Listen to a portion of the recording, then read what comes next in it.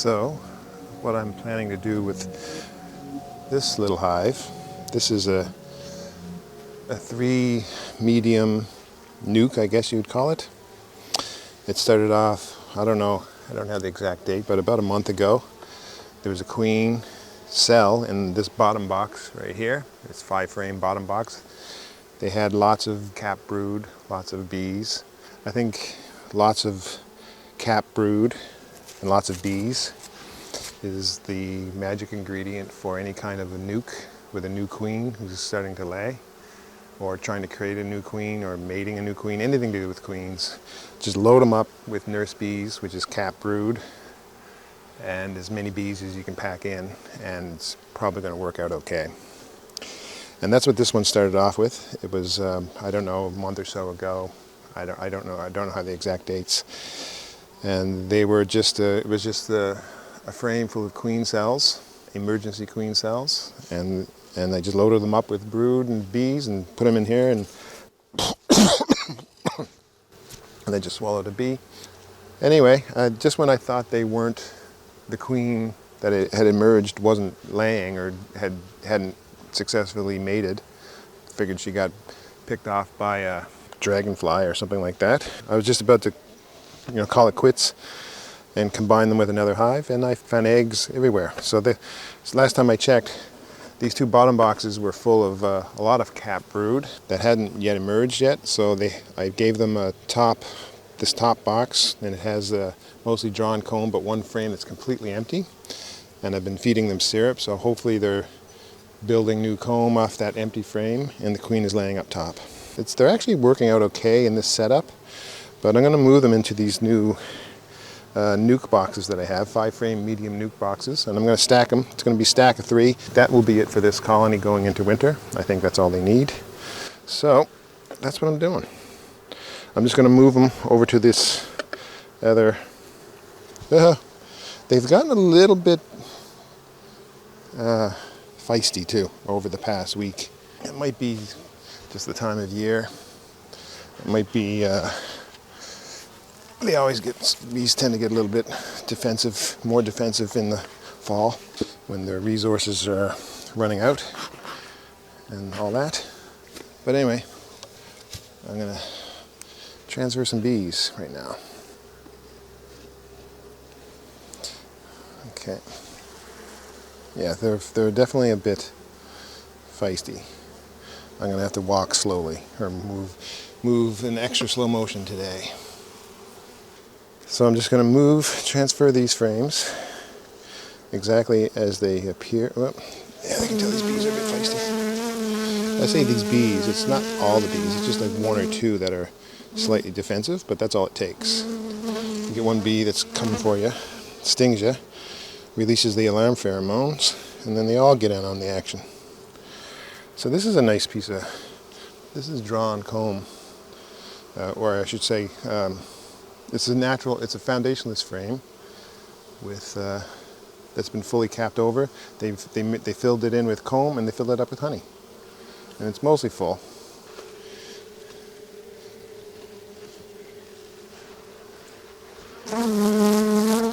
Yeah, I got a bee right now that's buzzing around my veil, zigzagging like a wasp. When they fly in a zigzag pattern, like a wasp, that's not a friendly flight pattern. So here's the, this is just honey. And it makes sense that they would put honey up top. They put the brood down below and the honey up top, and check this out. So I added this frame probably not even a week ago. And I'll show you, and I gave them some syrup. And I'll show you what they've done. They've drawn it out, and those cells that are open are completely drawn out. The queen has already laid eggs in them, which is what I expected. She's really on fire. So this is a queen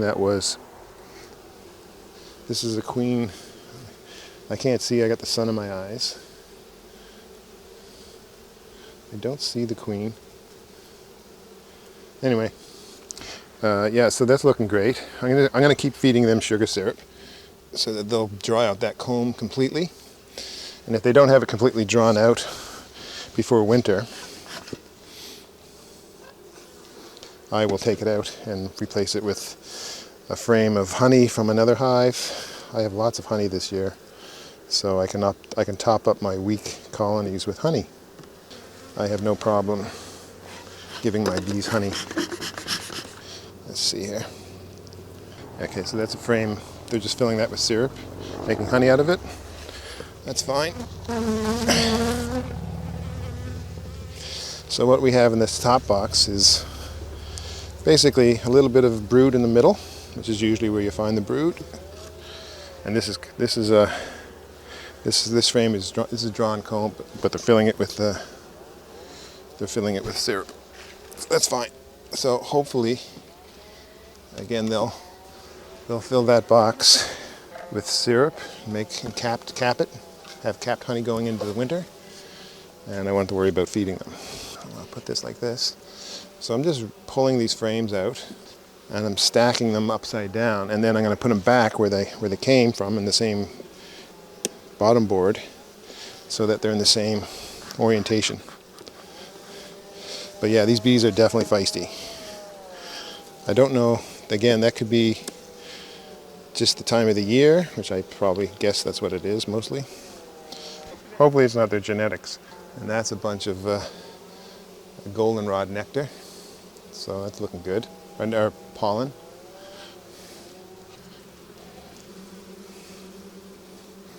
So this is perfect. This is a frame of capped brood. In the middle is where the bees have emerged from their cells. So that would make sense because the oldest brood would be in the middle and the youngest would be on the edge because the queen lays her eggs in the middle of the frame and works her way out. So this is a lot of bees. It's excellent. My temptation is to pull some of this capped brood and use it to bump up this weaker nuke that I have right here. And I might, but it doesn't hurt to have a strong colony going into winter. And every bit of brood helps. Look at this. Like again, this is all capped brood. They're backfilling the brood nest there. You can see a bit of right here, this shiny stuff, that's nectar. Again, lots of bees ready to emerge, so this is great. Those are what you call winter bees that are probably going to emerge at this time of year.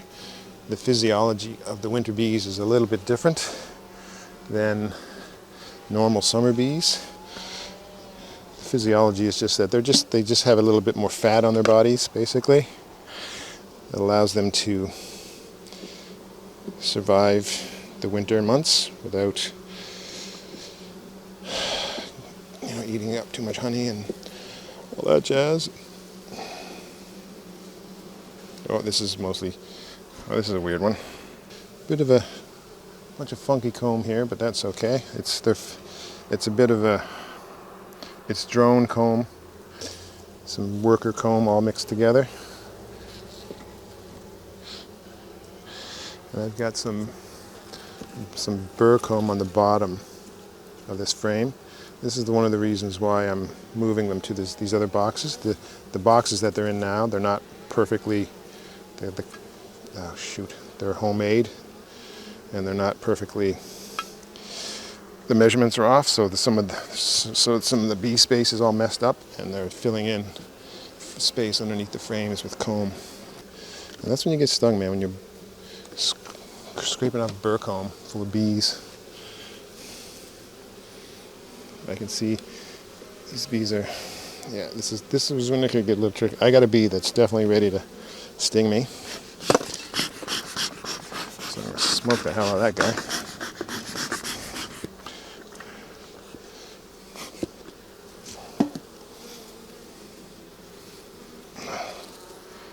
Okay. So this is honey. I wish I'd brought my marking pen, so if I found the queen, I could mark her, give her a nice white dot.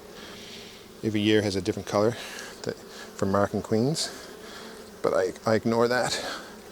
I just I use white and yellow because it's easy to see. Okay, I squished some bees. So what I got to do, to squish some bees, you got to. Oh, I can't. This frame isn't fitting in the box. Okay, box is a little bit tight. Not too bad, but just a bit tight. It's always a trick, trying to get.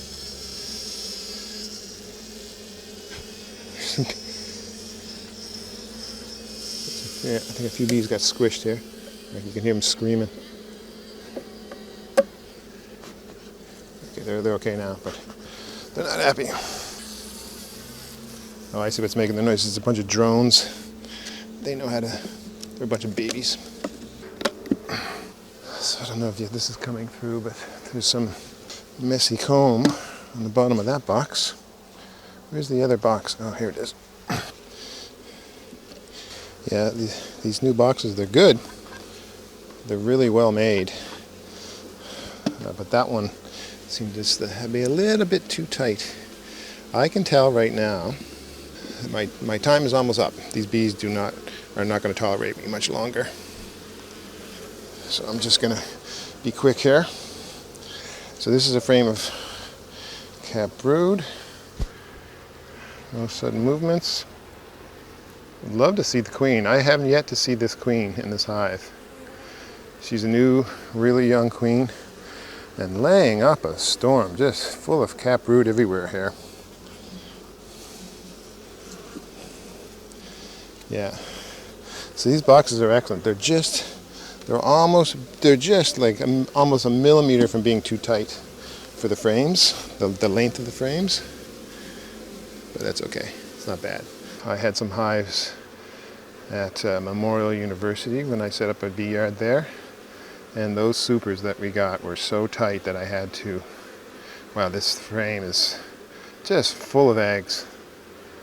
The supers that I had there were so tight. I'm just looking for the queen. Yeah, but anyway, the supers that we got at Mun were so tight that I had to trim all the frames down to make them fit the boxes. It was a bit of a pain. And it's little things like that that make beekeeping just a royal headache, because you're in the middle of an inspection and you can't get the frames in, or you can't get them out because they're so jammed in tight. More cap brood. Where is that queen? Lots of drones. Drones are usually a sign of a healthy colony because that means they have an excess of resources and they can make drones. Drones are like a luxury. They're living well if they're making drones. You can't have too many drones if you've got a drone laying queen, or a poorly mated queen, or a laying worker, which is a regular worker who lays eggs like a queen. And it's a big pain. But in this case, there's so much worker brood that I know that I've got a good queen. So this is on the edge. Loads of drones on this frame. The drones tend to get, at a certain time of year, usually this time of year, they gradually get pushed out of the brood nest, and then eventually get pushed out of the hive. Sometimes you'll see them. You pull the top off pull the inner cover off, and it's just full of drones because that's the last place in the hive that they've been relegated to before they get booted out for the year. Yeah, I'm gonna just keep feeding these bees because they've got enough brood in there that I know that queen doesn't need to lay any more eggs, and I want them to fill the rest of the remaining frames with food. Man, oh man, I can't find the queen. Anyway, I just put a little scoot of smoke down the side of that frame because you definitely don't want to kill the queen or injure the queen this late in the year. And so I gave him some smoke just to make sure that queen was gone. Okay, so now we've got a box full of stragglers down here, and possibly the queen is down here. So what I'm going to do is pick this up, put it right here for about 2 seconds, hope the queen isn't in it, and then I'm going to pick this box up, which is the bottom box, remember. I look for the queen here. I don't see her. I'm going to very carefully return this bottom box to the bottom. And now, look at this. I've got a bunch of, see, this is a bit of drone comb right between the boxes, so I'm going to try to smack that off, because I got to put another box on top of it, and that's just going to get in the way and possibly squish the bees and possibly squish the queen. We don't want to do that. No, we don't. Okay, so this is the middle box now. And I'll put that back. Man, this is going to be, I have really high hopes for this colony. I think they couldn't be better. I mean, it's just 20 times ahead of the colony, this 4-frame nuke that's right next to it. So what I might do too is, once I got them fed and they're good for the winter, I might set them up and then put that weak colony on top of it. So the weak colony can absorb the heat from the strong colony, which is full of bees. Okay, this is a migratory top cover that I'm using for these babies for now. But come winter, shake those bees off, come winter, I'll replace it with a nice hard, really hard piece of insulation. Okay, and now back to the drawing board. This is the syrup that they have. This is a fairly thick syrup. And I'm going to put it back in the hole. This hole is perfectly designed to hold that mason jar. And we're done. I just got stung again. Nice. That was an incidental sting. So this is the bottom box, and it still has some stragglers, some bees in it, and possibly the queen. Let's just look. I got stung twice today, but they weren't big stings. They were sort of incidental stings. I was holding a frame and I probably pushed a bee or almost squished a bee. And this is what I did here too. I just got stung and it was right there on my finger. I'm getting better at handling the old stings. I don't like stings, but this summer I got sick of just the heat. So I just stopped wearing my bee jacket and gloves and all that jazz. And I found that I actually got stung less from not wearing protective gear. So that's my phone. This is the syrup the bees are getting right now.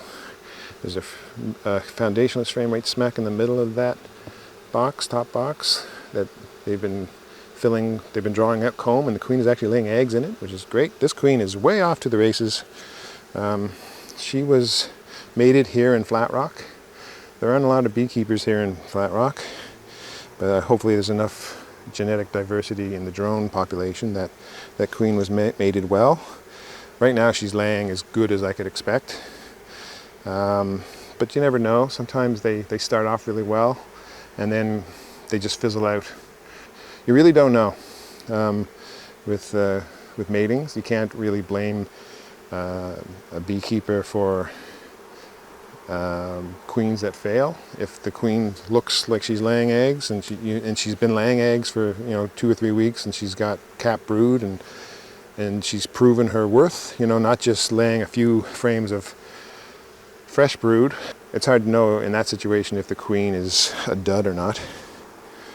Supposedly if she has a lot of attendants following her around, that means she's a good queen, and the queens that aren't well attended are not good layers apparently. But I don't know that from experience. It's just something I was told. But anyhow, there we go. The funky colors of these boxes, they're painted that way because I have northern flickers in my area that seem to peck at my beehives in the wintertime. when they can't get their normal food source available to them. And they peck at I have a poly hive or a styrofoam hive. They love that. And and I'm not building cages around my hives or going to extreme lengths like some people have to do. I'm just going to paint them unnatural colors. And these unnatural colors, like orange and purple or whatever colors I got here, they're not attractive to the northern flickers. They don't notice. They don't think of it as a natural thing that they can peck into, and they're less likely to attack the hives. So that's why I've got them painted this color. Holy moly, it's hot! But I gotta say, this area, I set this little spot up behind my yard. It's some trees. There's the sun. A little bit of a sun right there. But they're mostly in the shade for most of the day, but they seem to do fine with it. They're getting enough sunlight, they're doing their thing. I'm not entirely convinced that a honeybee colony needs to be in full sunlight all day long. When a colony swarms into, say, a swarm box or someplace like that, they do get some sun, but they prefer a place that does get some shade when they're swarming. So if that's their natural inclination, then why don't we give them a little bit of shade? So that's this, and I love it personally because I'm not sweating as much. I go over there, I sweat, and over here, I'm just like cool as can be. Other than feeding this colony, I don't think I will have to do anything with them for the rest of the year. I'll let them get fed. I'll let them build up their resources. They got tons of bees, and before winter, I'll put some kind of insulation job on them. Probably insulation up top, insulation on the bottom, something. I'll figure out something. And I think they're going to be good for the winter. And this poor colony over there, I know what I have to do. I have to give them. You know what I should do? I could do that right now. Since I've got these free boxes, I could just take those bees and put them in these 5-frame boxes and give them some extra room. That's what I'll do that tomorrow. I got to get other things done today, but anyhow, this is the mess that I make, but that's how I roll, as long as it gets done.